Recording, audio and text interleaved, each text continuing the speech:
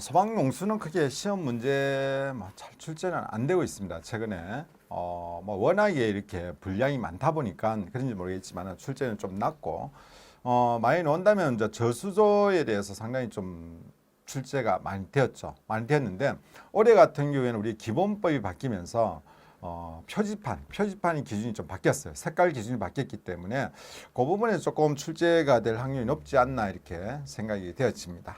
자, 그걸 감안하면서 간단하게 한번 보도록 하겠습니다. 자, 1번 문제가 무리가 않는 중요한 소화약재의 특성이 아닌 것을 물어봅니다. 가격이 싸고 어디에도 쉽게 구할 수가 있고 기화율이 낮은 게 아니죠. 높죠. 그죠? 그래서 539칼로리의 어떤 열량을 필요로 하고 있습니다. 연소물질에 도달하기 쉽다. 근데 여기 낮다라는 게 틀려져. 그죠? 사용하기 편하고 구하기가 쉽고 침투성이 높기 때문에 어떠한 소화약재보다 소화효과가 크다. 이렇게 할 수 있습니다. 침투성이 일반적으로 높아요. 높지만은 또 우리가 침투성을 조금 더 강화시키기 위해서 소화약재에서는 계면활 성제를 약간 첨가하는 부분도 나오고 있습니다. 그렇지만은 그거는 이제 어떻게 우리가 일반적으로 봤을 때는 침투성이 높지만은 더 미세하게 침투성을 더 증가시키기 위해서 하는 부분이라 이렇게 말씀드릴 수 있겠어요. 왜냐하면 나중에 소화약재 보면은 물의 침투성이 이제 약하기 때문에 이런 단어가 나옵니다. 그 부분하고 이 부분하고 특히 이제 소방사는 큰 문제가 없겠지만은 소방장이나 위 되시는 분은 일반적인 의미에서는 침투성이 높다라고 보시면 돼요. 근데 특정한 어떤 사항에 대해서는 더 침투성을 이제 증가시키기 위해서 물질을 첨가한다 이렇게 생각하시고 나중에 조금 그렇게 구분을 해서 여러분을 봐줄 필요가 있다는 말씀을 드립니다. 그렇지만 일반적으로는 우리가 물론 침투성이 높다라고 이렇게 표현을 하고 있더라는 겁니다. 그래서 답은 2번이 되겠습니다. 자, 이번에 소방용수는 크게 인공적으로 설치한 인공용수와 자연적으로 존재하는 자연 수리로 분류할 수 있는데 자연 수리라고 하는 것은 이제 용천수죠, 그죠? 우리 땅 밑에서 올라오는 거, 우리 우물 같은 게 보면은 밑에서 올라옵니다. 이런 걸 우리가 용천수라 이렇게 이야기를 하는 겁니다, 그죠? 그래서 답은 2번 되겠습니다. 자, 3번입니다. 설치 장소에 따른 소화전의 구분입니다. 설치 장소입니다. 자, 옥내냐, 지상이냐, 공설이냐, 지하냐 되어 있습니다. 그리고 어디에? 옥내에 설치하느냐, 지상에 설치하느냐, 지하에 설치하느냐. 공설이나 사설은 뭡니까? 설치 주체죠. 주체에 따라서 우리가 이야기를 합니다. 일반적으로 소방에서 관리하고 있는 것은 공설이라 이렇게 보면 되죠. 그죠? 넘어가겠습니다. 자, 자연환경, 농지비, 산림보호, 보건위생, 보안과 도시의 무질서한 확산을 방지하기 위해서 녹지의 보존이 필요한 지역에서 만약에 소화전을 설치한다면 소방 대상물 거리는 얼마가 되도록 설치해야 되느냐라고 했을 때 우리가 100m, 140m 이렇게 외우죠. 요거 상업지역, 공업지역, 상공, 주거지역, 상공주는 100m입니다. 그 나머지는 140, 기타는 140이 되는데 여기에 보행거리냐 아니면은 수평거리냐 하는 부분이 옵니다.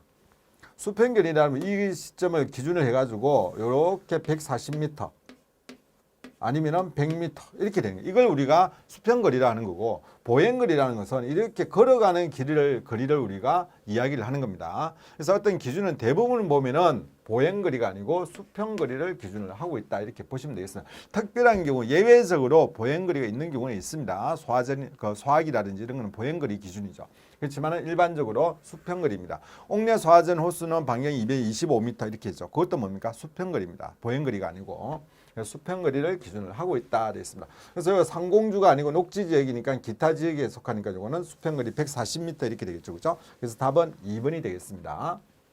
자, 5번입니다. 5번 문제. 급수탑 기준이에요. 급수탑 같은 경우는 여러분 소방서 앞에 보면은 이렇게 급수탑이 되어 있습니다. 자, 요 급수탑이 되어 있는데 요 기준은 구경은 100mm 이상이 되는 거죠. 여기에 개폐 밸브가 있습니다. 개폐 밸브는 어떻게 한다? 1.5에서 1.7m 위치에 설치를 합니다. 그래서 답은 1번이 되겠네요. 그죠? 1번. 바로 넘어갑니다. 이거는.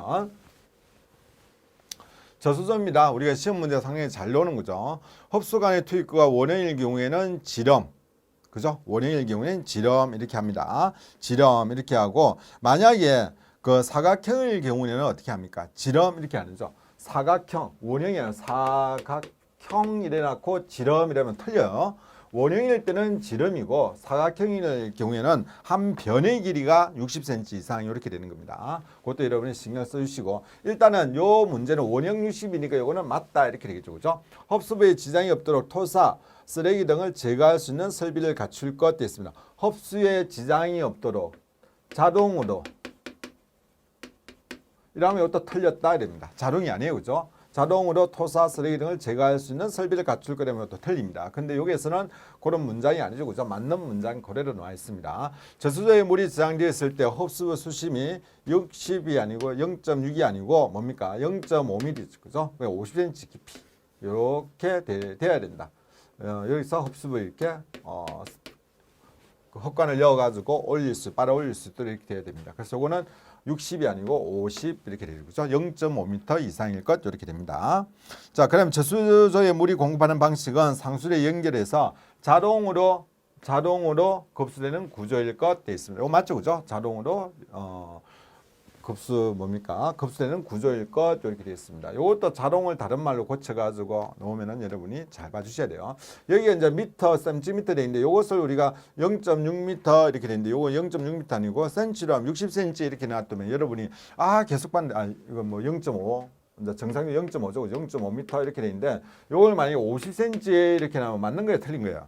맞습니다. 과거에 이게 이제 문제가 나왔었어요. 이런 문제가. 그래서 순간적으로 전부 0.5로 외웠는데 50cm 나오니까 순간적으로 당황하셔가지고 뭐 시간을 좀 보낸 분들도 계신데 여기 이제 단위를 고친다 하더라도 여러분들이 답을 찾아낼 수 있도록 그렇게 준비만 해주면 한 번 정도만 풀어봐 주시면 됩니다.